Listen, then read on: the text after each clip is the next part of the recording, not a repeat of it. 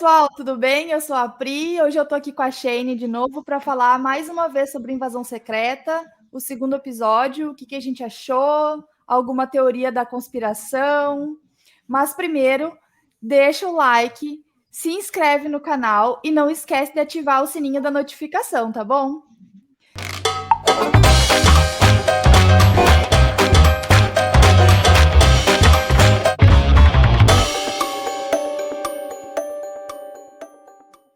E aí, Shane, o que tu achou desse segundo episódio? Bah, eu achei assim muito melhor que o primeiro. Achei que a história foi reprisada, né? Tu tem um gap para trás, né? Das datas, bem onde termina a Capitã Marvel e começa a própria série. Exato. Mas eu achei que assim, nossa, assim, foi muito bom o episódio, muito bom mesmo. Me Eu prendeu achei do início ao fim. Exato, eu achei que não teve enrolação, né? Eles mostraram, assim, foi tudo Uhum. muito dinâmico. E a gente começa mostrando ali 1995, algumas cenas de Capitã Marvel, e logo pula para 1997, quando o Fury faz a promessa para os Skrulls, né? E aí a gente vê ali o Talos dizendo que confia nele e ele prometendo que se os Skrulls ajudarem a proteger a Terra, ele vai ajudar eles a acharem um planeta. Foca no Gravik e aí a gente tem ele virando, né, vindo pro presente, mostrando ele na forma humana e lá no atentado e tal, mostra mais um pouquinho do Fury sendo arrastado por uma pessoa, jogado num camburão, e o cara que era, né, dos americanos contra a Rússia, do grupo terrorista, também sendo arrastado por esse cara e jogado na van. O que tu achou disso aí, dessa parte, assim, Para começar nas datas, né? A gente tem que pensar que, por exemplo, foi em 87 que o Fury faz a promessa. Então, tu tem um gap de quase 30 anos que essa promessa foi feita e ela não foi cumprida. Então, aí tu tem a razão por que os Skrulls estão tão irritados, né? E decidem fazer toda essa armação ao longo do tempo, né? Em relação ao que dá aquele suspense, porque tu não sabe quem é que tá jogando o Fury no início ali, naquele camburão, e aí tu fica, meu Deus, quem é esse? Aí na hora quando ele se transforma de novo, a gente vê, e aí tu fica mais relaxado, porque pelo menos tu sabe quem atirou o Fury dentro do camburão, né?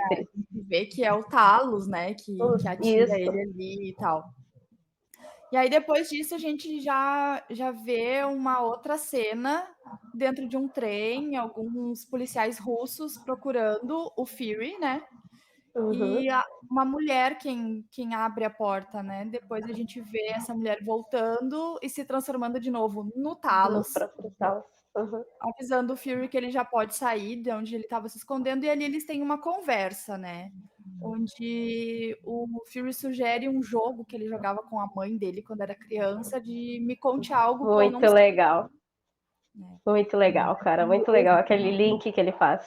Me conte Muito algo que bacana. eu não sei, e ele pergunta algo que ele não soubesse sobre a destruição do planeta deles, né? E aí o Talos diz que ele já sabe de tudo, repete a história, e aí o Fury pergunta sobre os Skrulls na Terra, né? E aí ele diz que pergunta o que aconteceu depois, né? Que eles saíram do planeta deles, e o Talos diz que mandou um aviso e eles estão todos na Terra. E o Fury pergunta: como assim todos? Quantos são? 1 milhão? E o Talos fica, não responde, né? Ele tem um ataque, na verdade, né, Pri? Ele tem um surto. O Fury, ele surta o Fury, porque imagina, né? São 30 anos que ele guarda esse segredo do Fury. Então, tipo assim, a gente fica se perguntando por que ele tá tão irritado com isso? Porque afinal de contas, se forem 1 milhão, tipo assim, é uma cidade, uma população de uma cidade, mas aí a gente entende por quê. Porque ele começa o joguinho dizendo: me conte alguma coisa que eu não sei, né? Porque ele não sabe o que realmente aconteceu, ele não sabe de tudo que foi falado, tudo que foi feito pelos Skrulls até o momento. Ele tá no escuro, o filme, né? Ele tá Exato. tentando achar pessoas para confiar. Essa é a grande verdade. Exatamente. E aí, depois dessa cena, a gente tem o Gravik indo pro conselho, né? Ele entra no carro e diz pra Gaia levar ele até a reunião do conselho. E a gente vê, né, durante o ataque, né, após o ataque, enquanto tem as imagens, rodando também uma reportagem onde mostra que a primeira-ministra da Inglaterra condenou o ataque, o secretário da OTAN está dizendo que vai fazer de tudo para tentar descobrir quem é. E quando o Gravik chega no conselho, a gente vê todos eles lá. A primeira-ministra, o secretário da OTAN, Secretário da OTAN. e aí tem um homem asiático e a Shirley também. Nessa reunião, o Gravik simplesmente faz uma declaração de guerra, né? Na verdade, ele faz um anúncio, né? Ele faz um Ele faz um anúncio, anúncio, porque simplesmente formal. A Shirley diz que eles se reuniram para ver o que iam fazer com quem gerou o ataque, né? Com quem fez o ataque, porque matou 2.000 pessoas, querendo dizer que talvez fossem expulsar ele do conselho e prender ele, e ele diz que vai fazer a guerra. I think it's a war. I think it's a war. And unlike the last war each one of us around this table fought in, I'm not going to lose this one. Humans were doomed to self-destruction. Long before we arrived on this planet, they were destined to consume themselves. Vai virar o opressor, é alguma coisa nesse sentido que ele fala. Ele fala mais ou menos isso também. E mais aí ou menos isso, essa é a mensagem.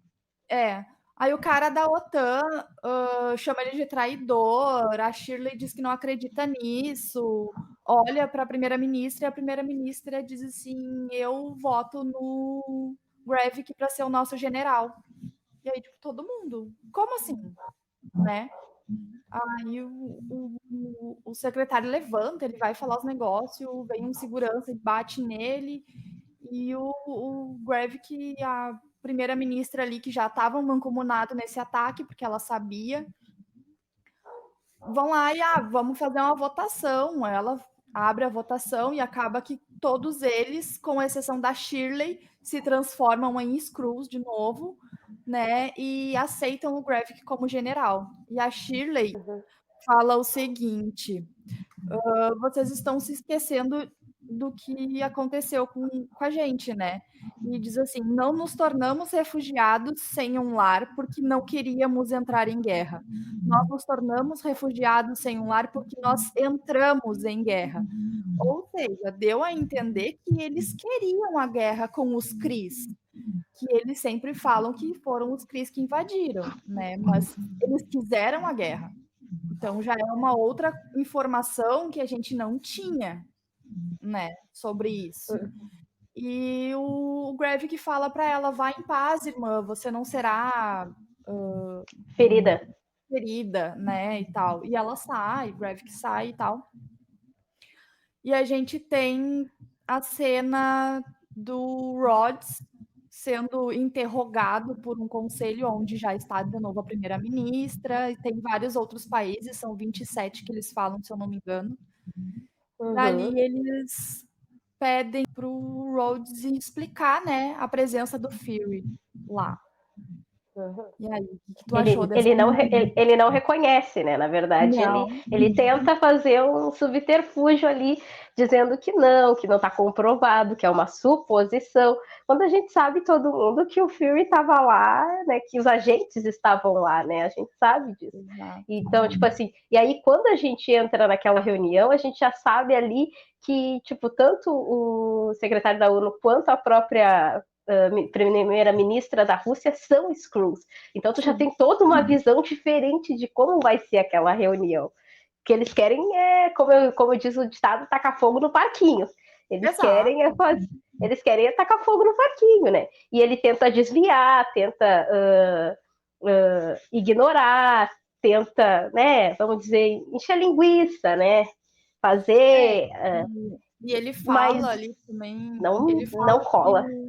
Ele fala que não acredita nas imagens porque as câmeras da Rússia podem ser manipuladas e tal, que ele pode encaminhar as imagens para lá para os Estados A Unidos equipe para dele. trabalharem e tal.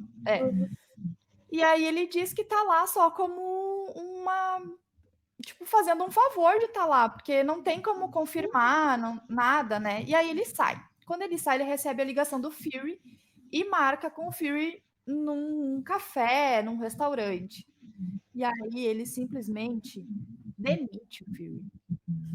É muito boa essa cena. É maravilhosa. Eles falam também sobre a dificuldade racial. Eles fazem uma questão racial ali, né? Eles falam sobre a questão racial e o Nick sempre insistindo de que ajudou ele, de que ele tem que ser grato a ele, de que ele tem que ser leal a ele, também pela questão racial. E aí ele, tipo assim, ele dá um tapa de luva no Nick e diz assim, tipo, não é para você estar ali, não foi para você estar ali que é para servir o país é uma coisa maior do que nós dois, né? Se o país estiver em perigo, não interessa se nós somos da mesma cor, ou enfim, né? Acabou, irmão, acabou, tu vai ser demitido, tu errou, tu vai ser demitido, enfim. Né? Não adianta a nossa amizade, né? Exato. E nessa conversa, o Fury fala para ele sobre a conspiração Skrull, pergunta se ele sabia, ele diz que sabia, porque ele foi numa reunião há 15 anos. O Fury pergunta primeiro se ele confia na equipe, né? E aí fala da conspiração Skrull e tal.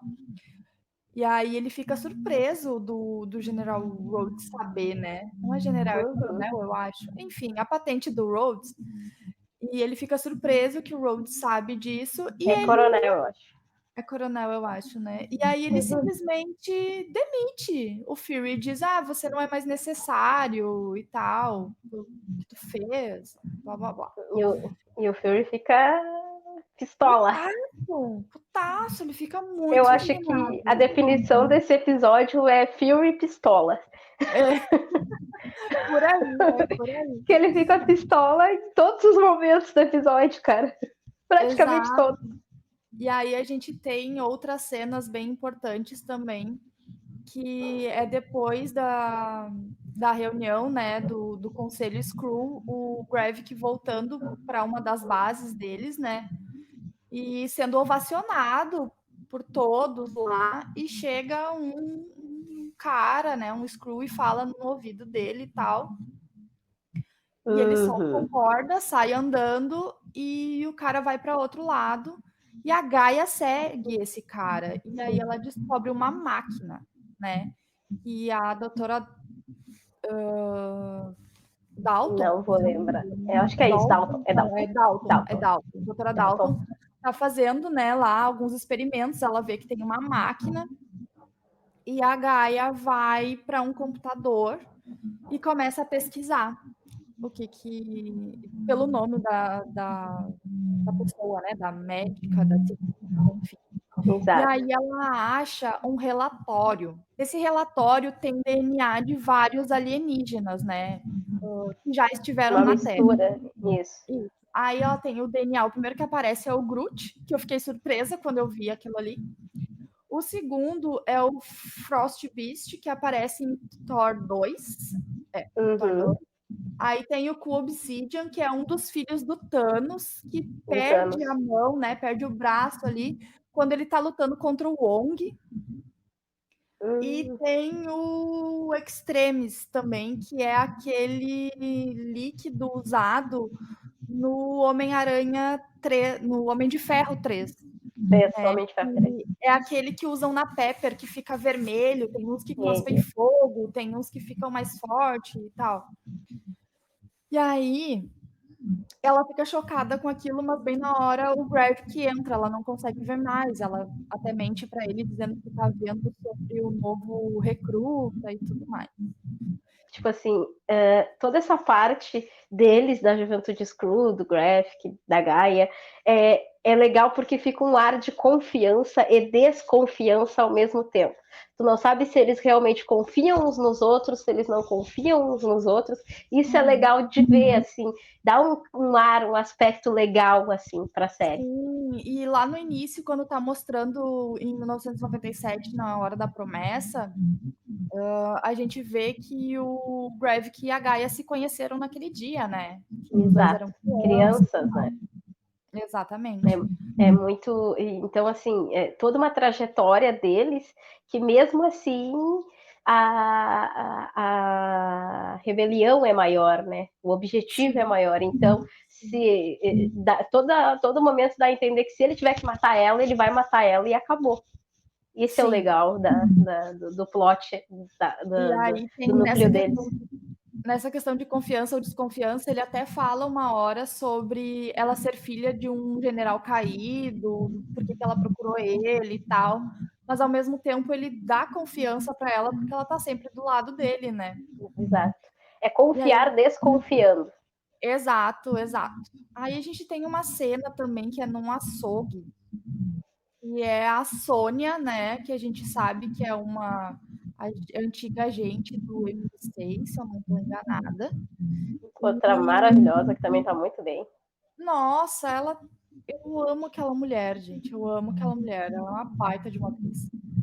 E aí ali eles estão torturando um Skrull, né? E não estão conseguindo tirar informações, né? O pessoal que tá lá. E aí ela entra e diz: "Ah, deixa comigo", né?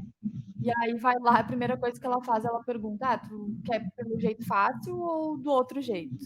Ele xinga ela, diz do outro jeito, então pega um alicate e corta o dedo dele e fica olhando. O dedo vira verde e ela diz: "Bom, tá confirmado que tu é um Skrull". Um Skrull. E ela pega um líquido, né? Ela dá uma injeção nele e ele começa, tipo, parece que o sangue a ferver. Uhum. O que tu acha que é esse líquido? Com certeza eles fizeram um link com o último filme do Homem de Ferro, né? Eles fazem um link com aquele, na minha opinião, né? Porque ficou muito parecido, foi muito parecido com. E aí ela vai a reação, e ela vai injetando e ele vai piorando cada vez mais e cada injeção que ela dá, ele fica pior, né? E também só um adendo, eu acho legal de falar que quando ela entra na sala e os agentes estão torturando ele, ela só entrega o telefone e aí a gente fica se questionando quem está naquele telefone e tem o poder de fazer com que todos aqueles agentes saíssem dali e de repente ela assume, né? Então a gente fica se questionando quem é que está naquele telefone. E a expertise dela, porque ela consegue arrancar a informação e na mesma hora ela já sabe a saída, ela já sabe que eles vão atrás dele e a saída dela é muito rápida, então a sequência é muito boa. Sim, no início ela pergunta para ele, né, onde fica a saída pro cara que estava torturando. Aí ele diz, é aqui embaixo da cadeira e tal. E aí aquele líquido vai entrando no Skrull e vai queimando ele e ele se obriga a falar alguma coisa, né? Aí ele fala da máquina, né, que o Gravik tá guardando e tal. E aí eu tenho uma teoria sobre essa máquina que é baseada no quadrinho, tá? Na HQ. Que na HQ o Gravik manda fazer experiências para criar o Super Skrull, né? Que seria ou só ele, ou um exército, não sei como é que a série vai fazer, que pega vários DNAs de extraterrestres, de alienígenas, e colocam no corpo deles para eles ficarem com vários poderes. Então, eu acho que pode ser isso. Quanto ao soro, enquanto eu e o Neto estávamos assistindo, eu pensei que poderia ser, talvez, pela coloração, sangue Kree, que eu não sei. Porque é azul, né? Eu não sei o quanto o sangue Kree poderia ser prejudicial ou não aos Skrulls, né? Sim. Ou também foi uma coisa que o Nedo falou e eu não tinha me dado conta, que poderia ser o soro com radiação beta ou gama, não vou lembrar agora, que cria o Hulk vermelho, porque parece que o Hulk vermelho vai aparecer na série dos Skrulls. Então, rumores, né? Há rumores. Então pode ser alguma coisa ligada a isso também. Mas faz bastante sentido ser o Extremis, né? Pela coloração que ela tem ali. E pelo efeito que dá no corpo deles, né? Principalmente o efeito, né? E aí a gente vê, né, depois dessa cena já o Gravik entrando lá, né, pra buscar o soldado dele, tiroteio pra todo lado, mata todo mundo, e ela foge, né? A Sônia foge. Cara, é um buraquinho desse tamanho, e ela com a bolsa dela engatinhando ali, eu achei Ela aquilo é máximo, incrível, ela máximo. é incrível. E aí tem uma cena assim que se tu não percebe, tu não vai dar bola. Que é a Gaia saindo do carro, indo pros fundos. No E beco, né? Se telefonando. escondendo. Exato. E aí ela telefona para alguém. Depois, né, volta para ele indo lá pegar o soldado e o Skrull, e ele pergunta o que tu contou. E o soldado diz, não contei nada, só um monte de mentira. E quando eles estão indo embora, descobrem que uma das bases deles está cheia de polícia, foi invadida lá e tal.